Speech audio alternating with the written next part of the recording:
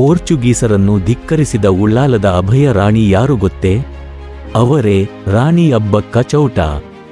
16ನೇ ಶತಮಾನದಲ್ಲಿ ಪ್ರಬಲ ಪೋರ್ಚುಗೀಸ್ ಸಾಮ್ರಾಜ್ಯವನ್ನು ಧಿಕ್ಕರಿಸಲು ಧೈರ್ಯ ಮಾಡಿದ ಉಳ್ಳಾಲದ ಭಯವಿಲ್ಲದ ತುಳುವ ರಾಣಿ ಅಬ್ಬಕ್ಕ ಚೌಟ. 1525ರಲ್ಲಿ ಅಬ್ಬಕ್ಕನ ಚಿಕ್ಕಪ್ಪ ತಿರುಮಲ ರಾಯರು ಅವಳನ್ನು ಉಳ್ಳಾಲದ ರಾಣಿಯನ್ನಾಗಿ ಮಾಡಿದರು. ಚೌಟ ರಾಜವಂಶದಲ್ಲಿ ಅಧಿಕಾರವು ತಾಯಿಯ ಕಡೆಯಿಂದ ಹಾದು ಹೋಗುವ ಸಂಪ್ರದಾಯವಿತ್ತು. ಆಗಿನ ಪುರುಷ ಪ್ರಧಾನ ಜಗತ್ತಿನಲ್ಲಿ ಅವಳು ಶಕ್ತಿಶಾಲಿ ಮಹಿಳೆಯಾಗಿದ್ದಳು.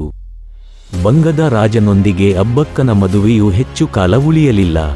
ಮತ್ತೆ ಅವಳು ಗಂಡನ ಮನೆಯಿಂದ ಉಳ್ಳಾಲಕ್ಕೆ ತಿರುಗಿ ಹೋದಳು. ಆಶ್ಚರ್ಯಕರವಾಗಿ ಅವಳ ಪತಿಯು ಅವಳಿಗೆ ವಿರುದ್ಧವಾಗಿ ಪೋರ್ಚುಗೀಸರೊಂದಿಗೆ ಸೇರಿಕೊಂಡನು. ಅಬ್ಬಕ್ಕ ರಾಣಿಯ ಆಳ್ವಿಕೆಯಲ್ಲಿ ಜೈನರು, ಹಿಂದೂಗಳು ಮತ್ತು ಮುಸ್ಲಿಮರು ಸೇರಿದ್ದರು, ಹಾಗೂ ಅವಳ ಮುಂದಾಳತ್ವದಲ್ಲಿ ಅವರೆಲ್ಲರೂ ಅಭಿವೃದ್ಧಿ ಹೊಂದಿದರು. ಅವಳು ನೌಕಾಪಡೆಯಲ್ಲಿನ ಕೆಚ್ಚೆದೆಯ ಪುರುಷರ ನಡುವೆ ತನ್ನ ಮುಂದಾಳತ್ವದ ಸಾಮರ್ಥ್ಯವನ್ನು ತೋರಿಸಿದಳು.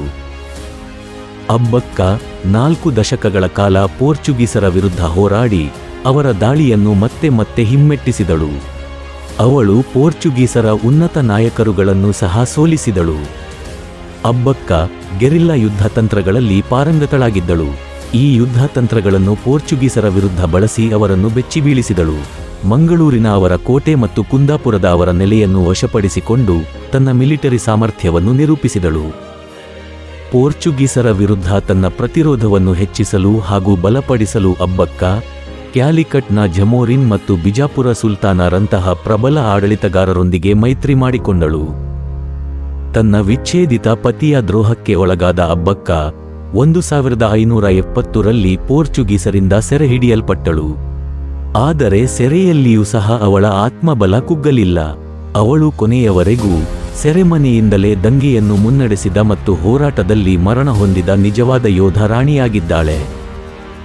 ಅಬ್ಬಕ್ಕನ ಧೈರ್ಯ ಮತ್ತು ನಾಯಕತ್ವ ಇಂದಿಗೂ ನಮಗೆ ಸ್ಫೂರ್ತಿ ನೀಡುತ್ತಲೇ ಇದೆ.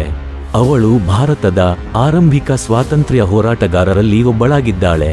ಆಕೆಯ ಕಥೆಯು ದಕ್ಷಿಣ ಕರ್ನಾಟಕದ ಜಾನಪದ ಹಾಡುಗಳು, ಕಥೆಗಳು ಮತ್ತು ಪ್ರದರ್ಶನಗಳಲ್ಲಿ ಕಾಣಸಿಗುತ್ತವೆ. ಅವಳು ತನ್ನ ಪ್ರತಿಮೆಗಳನ್ನು ಮತ್ತು ತನ್ನ ಹೆಸರಿನ ನೌಕೆಯನ್ನು ಹೊಂದಿರುವ ದಿಟ್ಟ ರಾಣಿಯಾಗಿದ್ದಾಳೆ. ಹೆಚ್ಚಿನ ವಿಷಯಗಳ ಬಗ್ಗೆ ತಿಳಿಯಲು ಈಗಲೇ ಸಬ್ಸ್ಕ್ರೈಬ್ ಮಾಡಿ ನಮ್ಮ ಲೈಬ್ರರಿ.